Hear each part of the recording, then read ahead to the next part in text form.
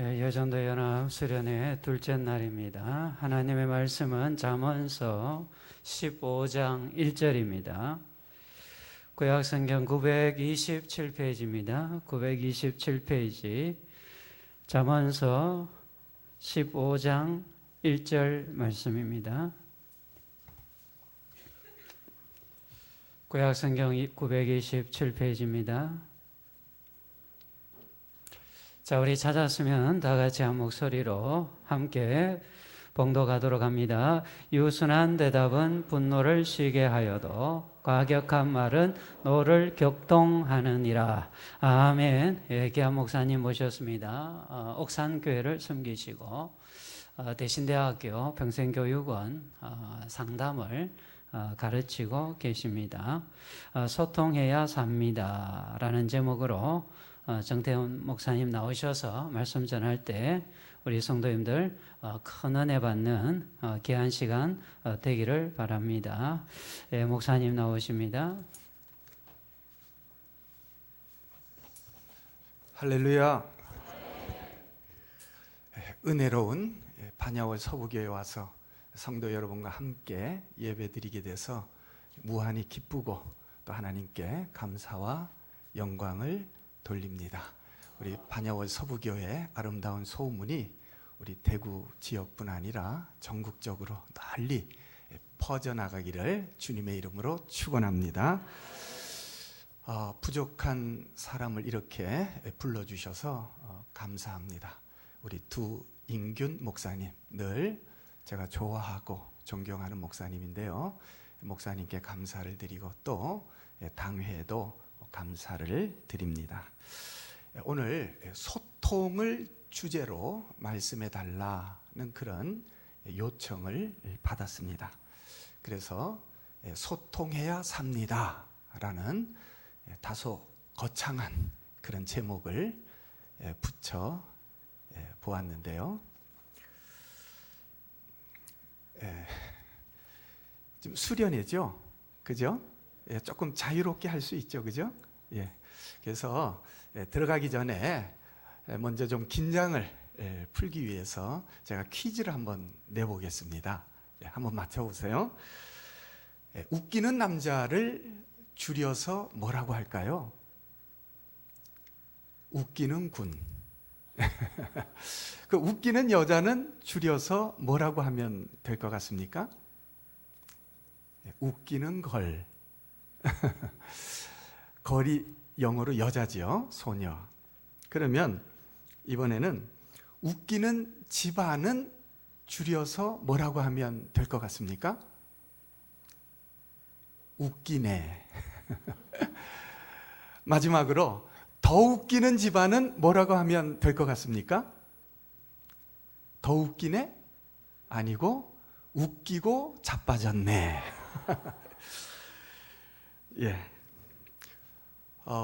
소통. 소통이 뭡니까? 소통. 제가 사전을 찾아보니까 소통을 첫째는 막히지 아니하고 잘 통함. 그리고 둘째는 뜻이 서로 통하여 막힘이 없음. 그렇게 말씀을 하고 있습니다. 한마디로 서로가 잘 통해서 오해가 없는 상태, 그런 상태를 소통이라 그렇게 말할 수가 있겠습니다. 소통이 중요합니다. 지금은 소통의 시대라 그렇게 말하지 않습니까? 리더십도 과거에 권위주의 리더십에서 지금은 섬김의 리더십 혹은 소통의 리더십으로 변하고 있는 것을 볼 수가 있습니다. 그래서 요즘 보면 대통령으로부터 모든 지자체 또 여러 기업체들까지도 이 소통에 힘쓰고 있는 것을 볼 수가 있죠.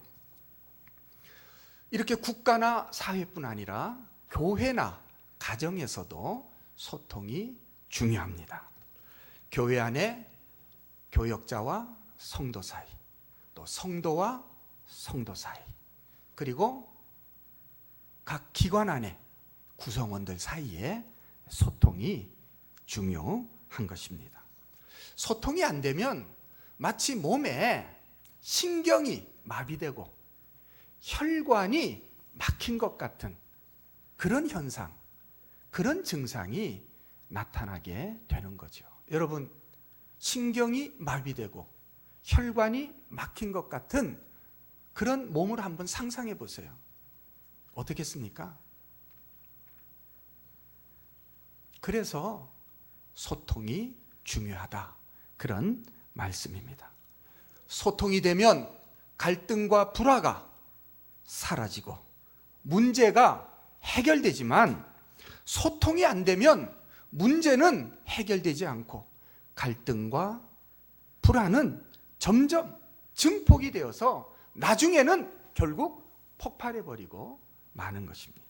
한마디로 소통하면 살고 소통하지 못하면 죽게 되는 것입니다. 그렇다면 우리가 소통이 중요한데 어떻게 소통을 해야 하는가?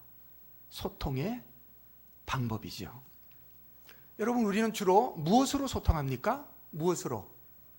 말로 소통하죠. 말이 소통의 가장 중요한 수단입니다.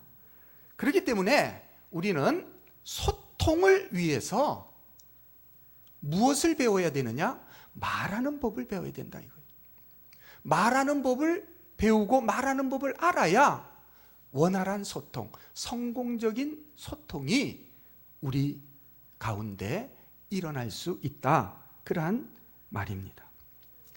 흔히 사람은 말하는 내용보다 말하는 방식 때문에 서로 싸운다고 합니다. 그렇습니다. 말하는 내용도 중요하지만 어떨 때는 말하는 방법이 더 중요하다고 생각될 때가 있습니다. 말하는 방법이 잘못되면 소통이 안 되고, 소통이 안 되니까 문제가 해결되지 않는 거예요. 문제가 해결되지 않으면 갈등은 점점 더 심각해지고 마는 거죠. 반대로 말하는 방법이 올바르면 소통도 잘 되어서 문제도 해결되고 또 갈등도 해소가 될 수가 있는 것입니다. 무슨 말인지 아시겠죠? 그래서 우리는 이 소통을 위해서 말하는 법을 배워야 되겠다, 그러한 말씀입니다. 자, 소통을 위해서 나누는 말을 두 글자로 뭐라고 할까요? 뭐라고 할까요? 대화. 소통을 위해서 나누는 말을 우리는 대화라고 합니다. 대화는 두 가지 요소로 이루어져 있죠. 무엇과 무엇입니까? 말하기와 듣기. 그렇습니다. 대화는 말하기와 듣기, 이 두 가지 요소로 이루어져 있는 것입니다. 한 사람이 일방적으로 말하는 것은 대화라고 하지 않습니다. 그건 뭐라고 할까요?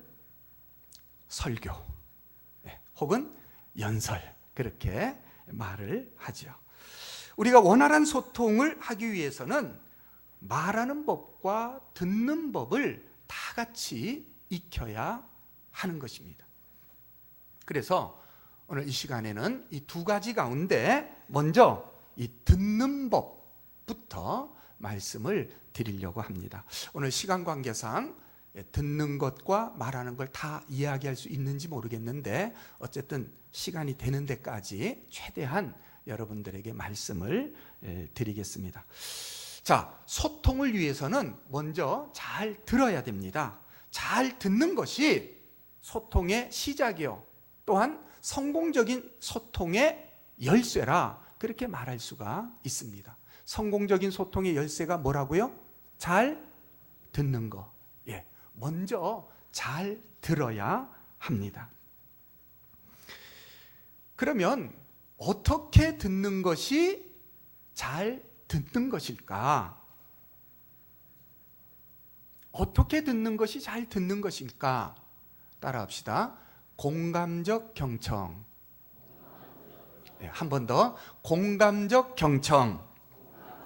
예, 그렇습니다. 잘 듣는 방법이 바로 공감적 경청입니다. 경청 무슨 뜻입니까? 한자 뜻 그대로 풀이하면 기울일 경 들을 청, 기울여서 듣는다, 그런 뜻이죠. 뭘 기울일까요? 예, 몸을 기울이고 귀를 기울이고.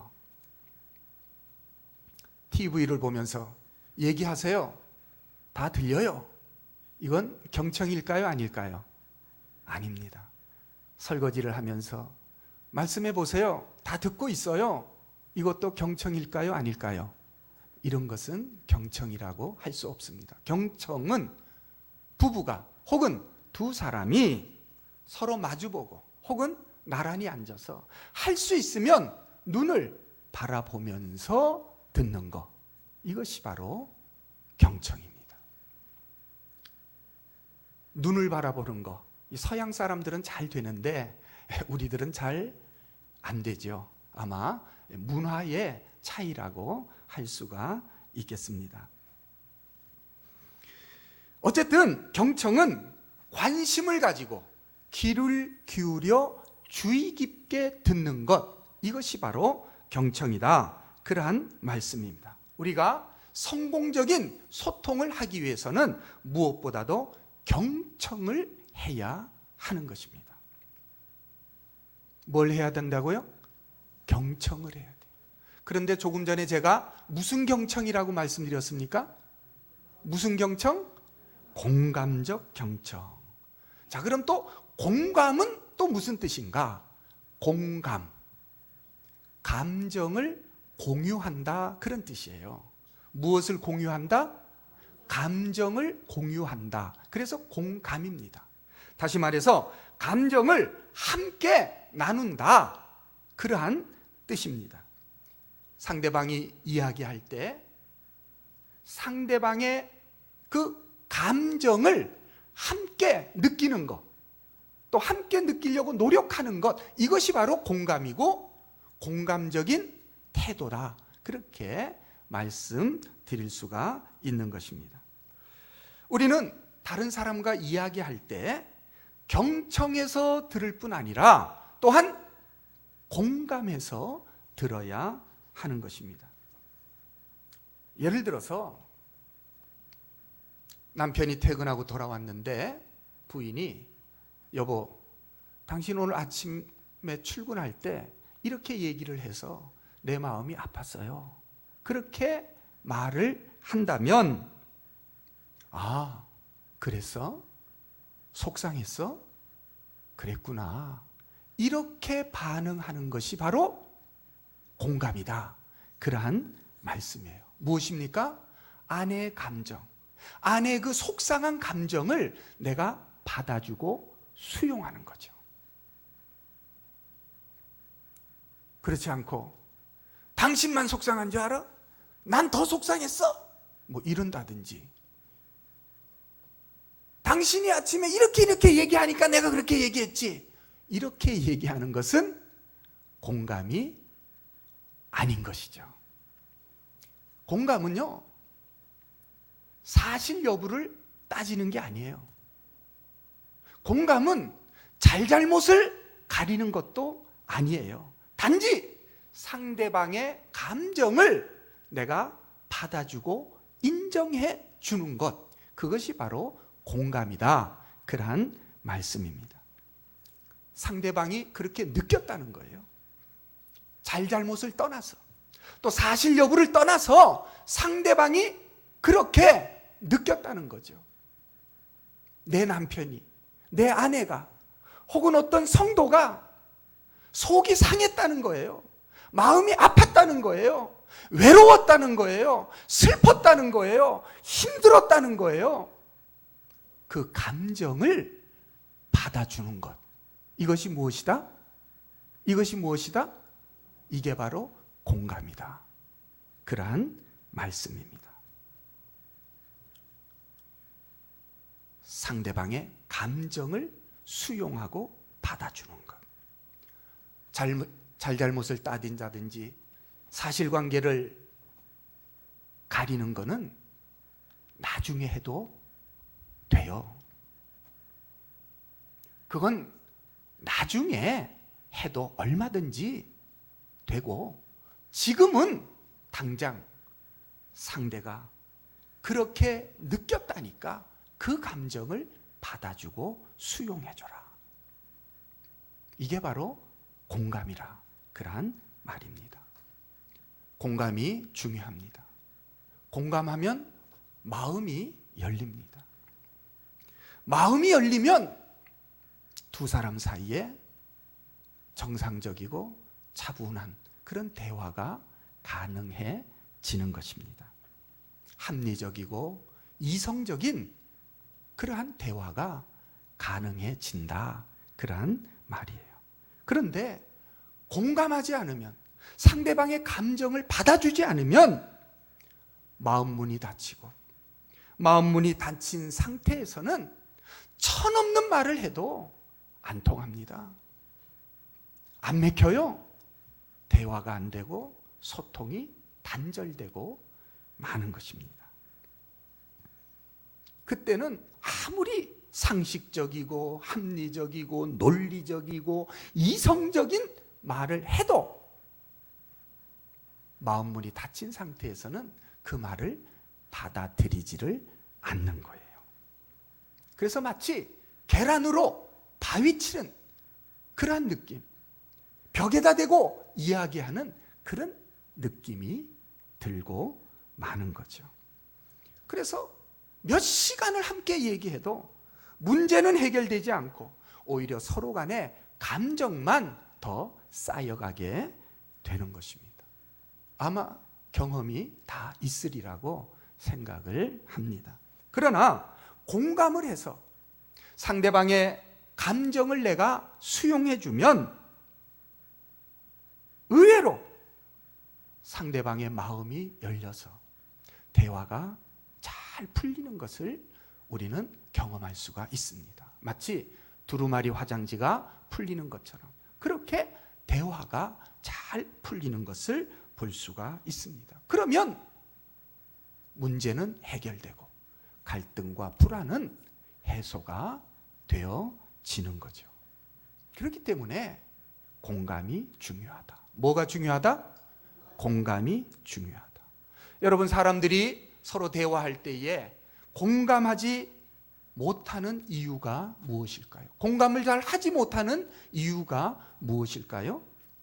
그것은 공감이 상대방의 말이나 주장을 인정해 주는 것이라고 오해하기 때문에 우리가 공감을 잘 못하는 것입니다. 내가 공감해 주면 그건 저 사람의 말을 내가 인정해 주는 거야.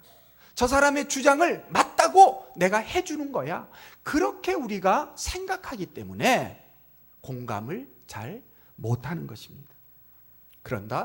그러나 공감은 그런 것이 아닙니다. 말씀드린 대로 공감은 단지 상대방의 감정을 받아주고 그것을 수용해 주는 것이다. 그 사람의 주장이나 그 사람의 말이나 그 사람이 이야기한 어떤 사실관계까지 내가 다 인정하는 것은 아니다. 그러한 말입니다. 무슨 말인지 아시겠죠? 남편이나 아내나 혹은 어떤 성도, 그 사람이, 상대방이 누군가가 지금 속상하다고 하니까, 마음이 아프다고 하니까, 괴롭다고 하니까, 힘들다고 하니까 그 마음을 받아주라는 거예요. 이게 바로 공감이에요. 무슨 말인지 잘 아실 줄 믿습니다. 자, 그러면 어떻게 공감해 줄까? 공감의 방법입니다. 아주 단순합니다. 그랬구나. 슬펐구나. 마음이 아팠구나. 속상했구나. 이렇게 말해주는 게 공감이에요.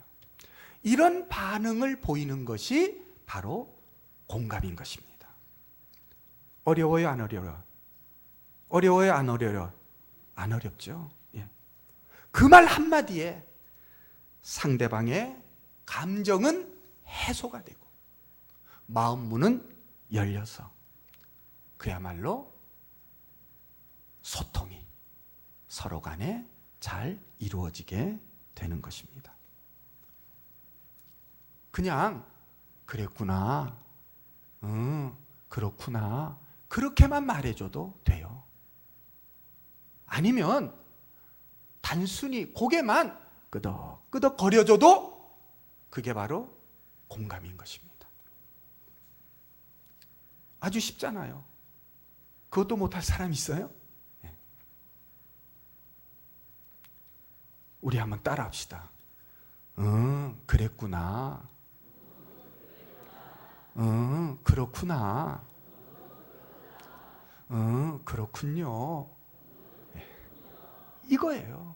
이게 바로 공감의 방법이에요. 얼마나 쉽습니까? 얼마나 단순합니까? 당신만 짜증나는 줄 알아? 난 짜증이 더 나! 이 말이 하고 싶죠. 이 말이 하고 싶어서 입이 근질근질 거리죠. 그러나 그 말은 나중에 해도 된다는 거. 당신 그걸 말이라고 해? 당신 생각 틀렸어. 당신이 잘못 알고 있는 거야. 선은 이렇고 후는 이렇고. 이런 말이 하고 싶습니다. 막 하고 싶어서 입이 근질근질해서 견딜 수가 없어요. 그러나 그 말을 참지 못하고 먼저 하게 되면 대화는 단절되고 소통은 막히게 되는 것입니다. 그리고 그 이후의 대화는 계속해서 진실공방, 인신공격, 책임전가로 끝없이 이어져 가게 되는 거예요. 오히려 먼저 공감을 해주고 나면 마음문, 상대방의 마음문이 열리고 마음문이 열리면 정상적인 대화, 차분한 대화, 합리적이고 이성적인 대화가 가능해진다는 겁니다. 그때 얘기하라는 거예요. 그때 얘기해도 늦지 않는다 그 말이에요. 그때 얘기하면 상대방도 내 말을 귀담아 들어주는 것입니다. 아침 일찍 여집사님이 눈이 시퍼래가지고 권사님을 찾아왔어요. 아이고 김 집사, 이게 어떻게 된 일이야? 눈이 시퍼래가지고 무슨 일 있었어? 우리 남편이요, 어젯밤에 술 먹고 늦게 들어와가지고요, 주먹으로 저를 한 대 때렸어요. 아이고, 내가 김 집사 평소에 보니까 그럴 줄 알았어. 그러고도 남지. 공감입니까? 아닙니까? 아니죠. 공감은 무엇을 먼저 받아줘라? 무엇을 먼저? 예? 감정을 먼저 받아주라. 아이고, 그래서 많이 아팠겠네. 얼마나 속상했을까. 그러면서 안아주고 등을 톡톡 두들겨주고. 그러면 김 집사가 흐느껴 울면서 그동안 남편과 속상했던 이야기들을 막 털어놓는 거예요. 그럼 한동안 그걸 다 들어주고 나서 그때 묻는 겁니다. 그런데 남편이 들어올 때 김 집사가 어떻게 했길래 남편이 주먹으로 때렸을까? 그렇게 물으면 그때 비로소 사실은요, 남편이 현관문을 열고 들어올 때요, 야 이 미친 XX야, 지금이 몇 시인데 이제 들어와, 여기가 무슨 하숙집인 줄 알아? 당장 나가! 그렇게 소리 질렀어요. 이렇게 얘기를 하는 거예요. 그제서야 이실직고 하는 거죠. 그러면서 뭐라고 하는 줄 아세요? 권사님, 사실은 제가 좀 지나쳤죠? 이렇게 얘기를 하는 거예요. 그때 뭐라고 얘기하느냐? 그래, 내가 들어봐도 김 집사가 좀 지나친 것 같으네.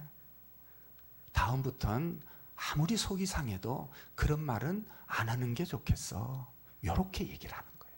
그러면 뭐라고 얘기하느냐? 알겠어요. 다음부터는 안 그럴게요. 이렇게 얘기를 하는 거예요. 이게 뭡니까? 이게 뭐예요? 공감이에요. 공감의 힘이에요. 상대방의 감정을 받아주면 마음이 열리고, 마음이 열리고 나면 소통이 가능해진다. 처음부터 잘잘못을 따지고 김 집사를 비난했다면 결단코 이런 결과는 나오지가 않았을 겁니다. 그렇다고 남편이 주먹으로 한 대 때린 게 정당하다는 얘기는 절대 아닙니다. 오해하지 마시고요. 자, 이런 공감적 경청은 성도와 성도 사이에도 중요하고 또 모든 인간관계에 다 중요하지만 특별히 누구 사이에 더 중요할까요? 누구 사이에? 부부 사이에. 부부 사이에 더 중요합니다. 소통은 가까운 사이일수록 더 중요합니다. 먼 사람하고는 소통 안 해도 돼요. 가깝기 때문에 소통하는 거예요. 세상에서 가장 가까운 사이가 누구예요? 부부 사이. 또 부모, 자식 사이. 그렇죠. 세상에서 가장 가까운 부부 사이에 소통이 막히면 그것보다 더 답답하고 끔찍한 일은 없습니다. 가슴이 터져 나갈 지경이죠. 그래서 이따금씩 어떻게 됩니까? 폭발하게 되는 거예요. 심하면 화병이 생기고 우울증상이 나타나게 되고 고혈압이나 당뇨, 협심증, 심장병 같은 심혈관계통의 질환이 생겨나게 됩니다. 무엇보다도 스트레스로 인해서 암에 취약하게 되는 것이죠. 그래서 가까운 사이일수록 소통이 더 중요하고 그렇기 때문에 부부 사이에 소통이 더 중요하다. 그렇게 말씀드릴 수가 있습니다. 자, 소통을 위해서 무슨 경청을 하라? 무슨 경청? 공감적 경청을 하라. 교회에서는 교사와 학생, 교사와 주일학교 학생 간의 공감이 중요합니다. 또 가정에서는 부모와 자식 사이에 공감이 중요한 것입니다. 아이가 학교 갔다 돌아와서 엄마한테 인사도 안 하고 가방을 휙 집어던지고 자기 방에 들어와서 문을 쾅 닫습니다. 그럴 때 엄마가 저놈의 기집애, 학교 갔다 왔으면 엄마한테 인사를 해야지 인사도 안 하고 지방에 들어가? 그러면 더 이상 딸과 소통이 이루어지지를 않습니다. 단절되는 거죠. 그럴 때는 아이를 따라 들어가서 아이고 우리 딸이 학교에서 속상한 일이 있었던 모양이네. 화가 아주 많이 났네. 이렇게 얘기하고 방문을 조용히 닫고 나오는 거예요. 아이의 감정을 읽어주는 거죠. 그러면 한 30분쯤 지나서 아이가 스스로 방문을 열고 나옵니다. 그리고 엄마한테 다가와서 이렇게 얘기합니다. 엄마, 나 오늘 학교에서 속상해서 혼났어. 아이들이 날 왕따 시켰어. 이렇게 얘기를 하는 거예요. 그러면 그래서 우리 딸이 속이 많이 상했겠네. 지금 뭐 하는 거예요?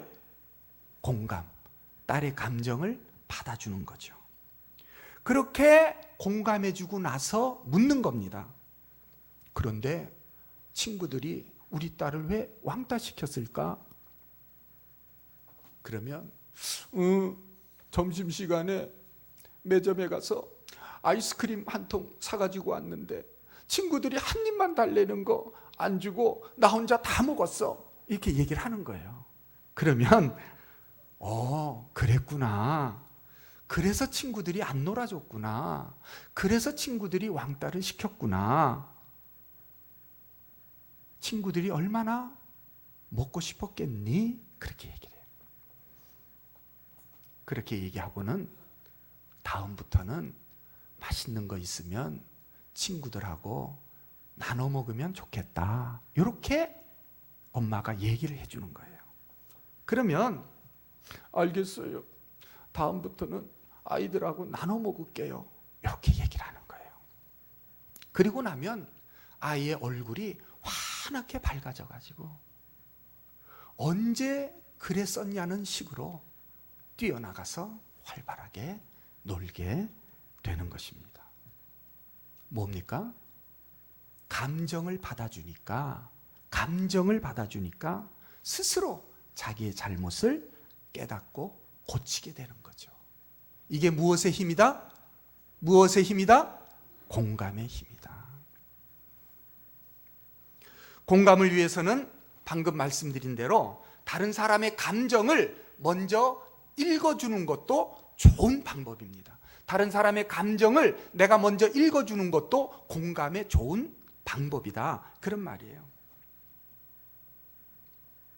당신 오늘 기분이 안 좋은 것 같으네요. 직장에서 무슨 일이 있었어요? 이렇게 얘기하는 거예요. 아니면 당신 화난 것 같으네. 내가 뭐 잘못한 거 있어? 있으면 말해봐. 내가 들어줄게. 이렇게 얘기하는 거예요. 이게 뭐냐 하면 상대방의 감정을 내가 읽어주는 거예요. 상대방이 자기 감정을 먼저 얘기 안 해도 내가 그것을 알아차리고 먼저 내가 읽어주는 거. 그렇게 읽어주면 그것이 상대방의 감정을 받아주는 것도 되고, 다시 말하면 공감해주는 것도 되고, 또 그걸 통해서 상대방이 자기가 하고 싶은 이야기를 할 수 있게 되는 거죠. 무슨 말인지 아시겠죠? 예. 그래서 이 다른 사람의 감정을 먼저 읽어주는 것도 좋은 공감의 방법이다. 그렇게 말씀드릴 수가 있습니다. 특별히 아이들은 어리기 때문에 자기 감정이 뭔지를 잘 몰라요. 그렇기 때문에 부모는 특별히 자녀들의 감정을 읽어주는 것이 굉장히 중요합니다. 아이고, 우리 딸이, 우리 아들이 속상하구나, 슬프구나, 힘들구나, 짜증이 나는구나, 섭섭하구나, 이렇게 아이들의 감정을 알아차리고 읽어주는 거예요. 그러면 그 자체가 아이의 감정을 어떻게 해주는 것이다? 공감해 주는 거예요. 받아주는 거예요. 그것도 되고, 그 다음에 아이들은 자기 감정이 무엇인지를 알게 되어서 그 감정을 더 풍부하게 느낄 수 있게 됩니다. 그리고 자기 감정을 더 적극적으로 표현할 수 있게 되는 것이다. 그런 말씀입니다. 무슨 얘기인지 잘 아시겠죠? 자, 공감적 경청에서 주의할 점 한 가지는 말을 중간에 끊지 말고 끝까지 다 들어줘라 하는 겁니다. 공감적 경청에서 중요한 게 뭐라고요? 말을 중간에 끊지 말고 어떻게 해라? 끝까지 들어줘라. 예. 에이, 그게 아니고 당신이 그때 이렇게 말했잖아. 당신이 그때 먼저 그렇게 하자 그랬잖아. 이런 식으로 상대방의 말을 중간에 끊게 되면 상대방은 자기가 하고 싶은 말을 다 못하게 됩니다. 그리고 다시 말을 하게 될 때에는 또다시 처음부터 하게 되는 거예요. 그렇게 되면 대화는 한없이 길어지고, 내가 상대방의 말을 끊으면 상대방도 내 말을 끊고, 이게 계속 반복되면 결국 대화는 결론 없는 지리한 공방만 계속 하게 되는 거죠. 했던 말 또 하고 했던 말 또 하고 끊임없이 같은 말을 반복하게 되는 겁니다. 어떻게 하느냐고요? 해봤으니까요. 네. 그래서 할 수만 있으면 상대방의 말을 끊지 말고 끝까지 다 들어주는 것이 중요합니다. 특별히 상대방의 감정이 몹시 상해 있거나 격해져 있을 때는 더더욱 그렇게 해줘야 되는 거예요. 한 번은 제가 아내와 좀 심하게 다퉜는데 저도 화가 많이 난 상태였지만 그래도 아내의 말을 내가 끝까지 한번 들어줘야 되겠다, 그렇게 생각을 하고 끝까지 들어준 적이 있습니다. 듣는데 막 속에서 이런 게 올라오는 거예요. 막 들어보니까 자기는 잘못한 게 하나도 없고 다 나만 잘못했어. 거기다가 이 얘기를 들어보니까 내가 듣기에는 과장도 많고 사실 왜곡도 많고, 그래서 중간에 몇 번이나 끊고 싶었지만 끊지 않고 끝까지 들어줬습니다. 그야말로 혀를 깨물고 들어줬어요. 예. 그런데요, 한 시간쯤 퍼붓고 나더니 놀라운 말을 합니다. 뭐라고 말을 하느냐? 난 얘기 다 했으니까 당신도 할 말 있으면 해봐. 이러는 거예요. 나보고 할 말 있으면 해보래. 야, 아까는 중간에 하고 싶은 말도 많았고 막 이런 게 올라와가지고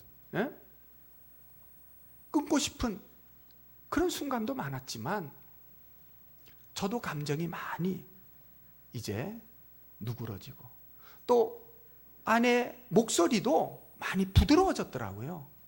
그래서 제가 꼭 필요한 말, 꼭 해야 될 말만 제 입장에서 몇 마디 하고 마쳤습니다. 한 10분 정도 한 것 같아요. 아내도 아멘도 나오고 좋습니다. 아내도 제가 하는 말을 중간에 안 끊고 끝까지 다 들어주더라고요. 그날 밤 우리는 한 이불 밑에서 어느 때보다도 화끈한 밤을 보냈습니다. 할렐루야. 거기에 할렐루야가 나와. 감정은 흘러야 됩니다. 감정이 흐르지 못하면 마치 고인물과 같이 썩게 됩니다. 썩으면 독이 되고, 독이 되면 자기와 남을 다 해치게 되는 것입니다. 아까 말씀드린 대로 정신적으로는 화병, 우울증, 분노 조절장애 이런 것, 또 육체적으로는 소화불량, 위장장애, 심장병, 고혈압, 거기에다가 면역력이 떨어져서 특별히 암에 걸릴 확률이 높아지게 되는 것입니다. 감정은 흘러야 합니다. 흐르지 않으면 썩게 됩니다. 어떻게 해야 감정이 흘러갈 수 있을까요? 누군가가 그 감정을 받아주면 흘러갑니다. 아멘? 누군가가 이야기를 들어주고 공감해주면 감정이 흘러가게 되는 거예요. 그런데 아예 이야기를 귀를 막고 들어주지 않거나 들어도 공감해주지 않으면 감정은 흘러가지 못하고 결국 고여서 썩게 되고 마는 것입니다. 여러분, 부부싸움을 하면서 얼마나 많은 말들을 내뱉었어요. 얼마나 많은 말들을 피차간에 했습니까? 그럼에도 불구하고 문제는 해결되지 않고 오히려 갈등만 증폭된 이유는 서로 공감은 하지 않고 잘잘못만 따지고 시시비비만 가리려고 하기 때문에 수없이 많은 말을 하지만 감정이 치유되지 않는 거예요. 흘러가지를 못하는 거예요. 말은 들어만 줘도 치유가 됩니다. 하고 싶은 말을 하게만 해줘도 치유가 일어나는 거예요. 사람은요, 입이 말하지 못하면 몸이 말을 하게 되는 겁니다. 그래서 여자들이 병이 많아요. 그래서 여자들이 병이 많은 거예요. 평생을 함께 살면서도 하고 싶은 말을 다 못해서 마음에 응어리를 안고 살다 보면 그것이 한이 되고 그것이 몸에 병이 되는 거죠. 그러면 한 집에 살아도 부부가 정이 없고 남남처럼 살아가게 되는 거죠.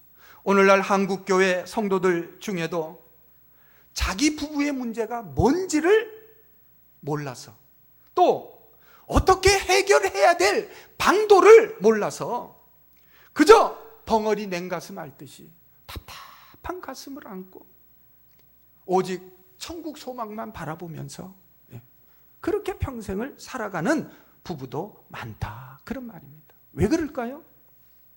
소통이 안 돼서. 소통이 안 돼서 그런 겁니다. 그러므로 소통해야 삽니다. 소통이 답인 줄 믿으시기를 바랍니다. 오늘 집에 가시면 우리 남편들, 우리 멋진 반여월 서북교회 우리 남편들, 우리 담임 목사님을 닮은 우리 멋진 남편들은 아내에게 이렇게 얘기를 하세요. 여보, 당신 나한테 하고 싶은 말 있으면 다 해봐. 내가 오늘 들어줄게. 이렇게 한번 해보세요. 예. 그리고 아내가 이 얘기할 때 중간중간 고개를 끄덕끄덕 거려주세요. 예. 그러면서 그랬구나. 이렇게 얘기하면 더 좋습니다. 금상첨화죠. 예. 설사 중간중간 아무리 아내 말이 말 같지 않고 왜곡과 과장과 이런 것이 있다 할지라도 끝까지 끊지 말고 다 들어주세요. 어떻게? 혀를 깨물고 혀를 깨물고 들어주세요. 그렇게 끝까지 참고 들어주면 아내의 마음속에 맺혔던 감정, 이 썩은 감정이 흘러서 치유가 일어나고 아내의 마음이 열려서 그때부터는 대화도 부드러워지고 소통이 잘 되는 것을 느끼게 될 것입니다. 아멘? 아멘? 소통이 답입니다. 소통해야 삽니다. 그렇게 하고 나면 두 사람 사이에 절대로 무너지지 않을 것 같았던 마음의 장벽도 무너지게 되고 두 사람 사이에 친밀감이 생기면서 정서적으로 급속히 가까워지는 것을 경험할 수 있을 줄 믿으시기를 바랍니다. 그러므로 부부 간에 또 부모 자식 간에 형제 간에 이웃 간에 성도 간에 서로 소통하시기 바랍니다. 소통하며 사시기를 주의 이름으로 부탁을 드립니다. 여러분이 만약 누군가와 소통하고 싶다면, 소통하기를 원한다면 먼저 들어줘야 됩니다. 내가 먼저 하고 싶은 말을 다 하는 게 아니라 상대방이 하고 싶어하는 말을 내가 먼저 들어줘야 된다, 그 말이에요. 여러분이 지금 누군가와 소통이 안 돼서 힘들어하고 있다면 먼저 그 사람의 말을, 상대방의 말을 들어주세요. 그러면 그 사람도 여러분의 말을 들어줄 것입니다. 그 사람도 지금 여러분과 소통이 안 돼서 똑같이 힘들어하고 있다는 사실을 여러분은 기억하시기를 바랍니다. 우리 반야월 서북교회 멋진 아내들, 우리 사모님을 닮은 우리 멋진 아내들은 오늘 집에 가셔서 먼저 남편에게 한번 제안해 보세요. 여보, 나한테 하고 싶은 말이 있어? 한번 다 해봐. 내가 오늘 다 들어줄게. 예, 그렇게 한번 해보세요. 그리고 남편의 이야기를 끊지 말고, 아이 그게 아니고 이거 하지 말고 끝까지 한번 다 들어주세요. 어떻게 들어요? 어떻게? 예, 혀를 깨물고 들어주세요. 그러고 나면 두 사람 모두 마음속에 그동안 흘러가지 못해서 고여있던 그 썩은 감정들이 다 흘러서 상처는 치유되고 마음문은 열리고 소통이 이루어져서 새로운 부부관계가 형성될 줄 믿으시기 바랍니다. 아멘. 쉽지는 않습니다. 어쩌면 자기를 십자가에 못 박는 그런 고통이 따를지도 몰라요. 그러나 분명한 것 하나는 반드시 여러분이 부활의 기쁨을 맛보게 될 것이라는 사실입니다. 믿으시면 아멘. 아무쪼록 공감적 경청을 통해서 막힌 인간관계를 뚫고 가정에서나 교회에서 또 사회에서 소통의 기쁨을 누리며 살아가시는 반야월 서부교회 복된 성도들이 다 되시기를 주의 이름으로 축원합니다. 축원합니다. 어떻게 한 5분 더 해도 돼요? 더 해요? 그만해요? 예? 더 해요? 아, 예. 시간이 많지 않아서 말하는 법. 예. 아까 대화는 말하기와 듣기라 그랬죠. 말하는 법 한 가지만 딱 얘기하고 맛만 보여드리고 마치겠습니다. 예. 두 사람 사이가 상하관계, 뭐 군대에서 상관과 부하라든지 직장에서 윗사람과 아랫사람 이런 상하관계가 아니라면 절대로 말할 때 명령하지 마시기 바랍니다. 뭐 하지 말라? 명령하지 말라. 특별히 부부 사이에는 명령하면 안 됩니다. 명령 대신 뭐 하느냐? 부탁을 해야 됩니다. 뭘 한다고요? 부탁을 해요. 이렇게 해 그러지 말고 이렇게 해 주세요. 예. 따라합시다. 이렇게 해 주세요. 이렇게. 예. 또 지시 대신에 제안을 해야 됩니다. 이렇게 해 대신에 이렇게 하면 어떨까요? 이렇게 제안을 하라는 거죠. 명령 대신 부탁, 지시 대신 제안, 강요 대신 권면, 설득. 여러분, 부부는 동등한 관계입니다. 하나님께서는 부부를 동등한 존재로 지으셨어요. 그래서 역할의 차이는 있지만 가치의 차이는 없습니다. 남자는 하늘이고 여자는 땅이고 그런 거 없습니다. 부부는 동등한 존재고, 그렇기 때문에 부부가 동등한 관계를 유지할 때 가장 행복할 수 있는 줄 믿으시기를 바랍니다. 누가 누구를 지배하는 관계가 아니라 상호 존중하는 인격 관계가 형성될 때 부부는 가장 행복할 수 있는 겁니다. 명령하는 그 순간 부부는 동등한 관계가 아닌 상하 관계, 주종 관계로 바뀌게 되는 거예요. 그 순간 부부 사이에 인격적인 관계는 깨어지고 부부의 행복도 함께 깨어지고 마는 것입니다. 명령하는 순간 한 사람은 상전이 됩니다. 한 사람은 하인이 됩니다. 한 사람은 주인이 됩니다. 한 사람은 종이 되고 마는 것입니다. 그렇기 때문에 명령 대신 무엇을 하라? 부탁을 하라. 또 지시 대신 무엇을 하라? 제안을 하라. 해 그러지 말고 뭐라고 해라? 해 주세요. 예. 이렇게 해 그러지 말고 뭐라고? 이렇게 하면 어떨까요? 이렇게. 결정권이 누구에게 있어요? 결정을 누가 하는 거예요? 상대방이 하는 거예요. 하고 안 하는 거를 내가 결정하는 게 아니라 상대방이 하도록 결정권을 넘겨주는 겁니다. 그게 바로 인격적인 관계예요. 그래서 상대방이 어떤 강요나 명령에 의해서 어떤 일을 하는 게 아니라 자기 스스로 자기 결정에 의해서 무엇인가를 하도록 해주는 것. 이것이 바로 인격적인 관계다.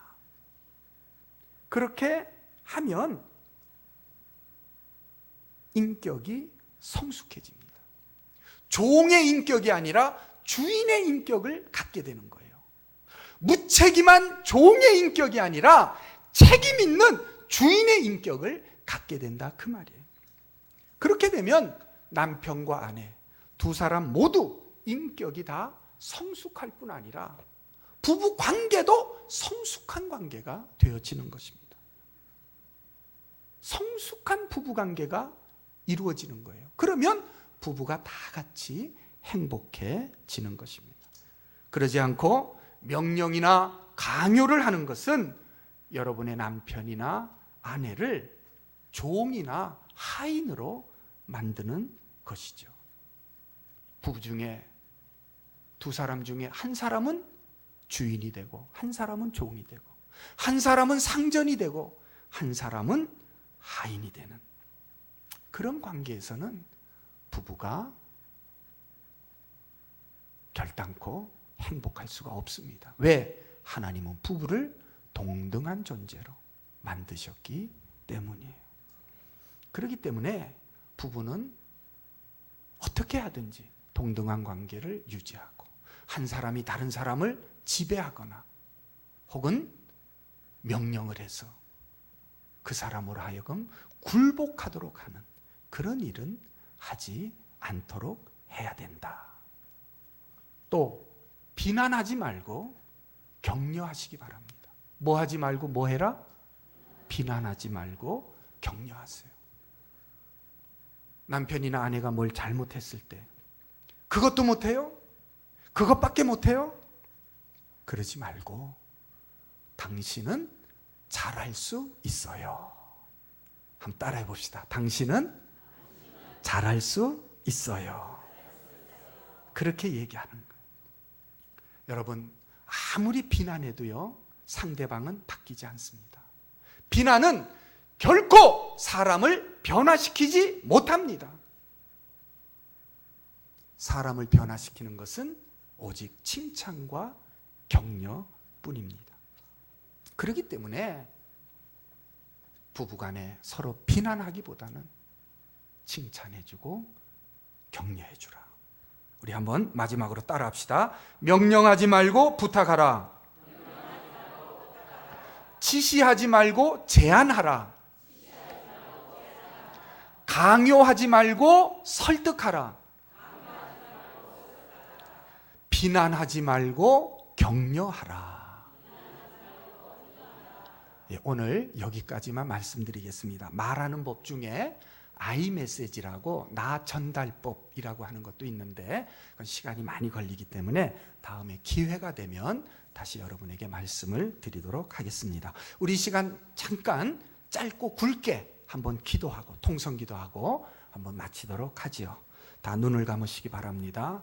주님, 이제까지 소통하지 못해서 주님 답답한 가슴을 안고 살았습니다. 내 마음속에는 참으로 썩은 감정들이 고여서 아버지 하나님이여 그것을 어떻게 해결해야 할지 알지 못한 채 주님이여 정말 내 가슴만 부여잡고 살았습니다. 주여 긍휼히 여겨주시고 이제부터는 내 남편과 소통할 수 있게 하시고 아내와 소통할 수 있게 하시며 내 자녀와 내 부모와 내 형제와 이웃과 주님이여 또한 같은 성도들과 소통하며 살게 해 주시옵소서.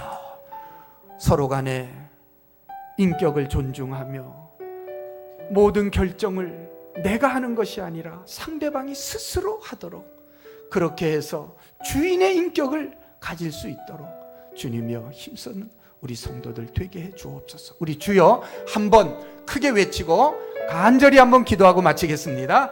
주여 아버지 하나님 이제까지 아버지 하나님 소통을 하지 못해서 답답한 가슴을 부여안고 살았습니다.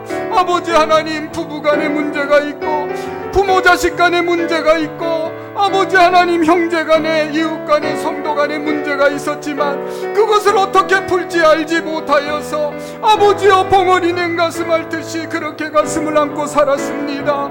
아버지 하나님 긍휼히 여겨 주시옵소서.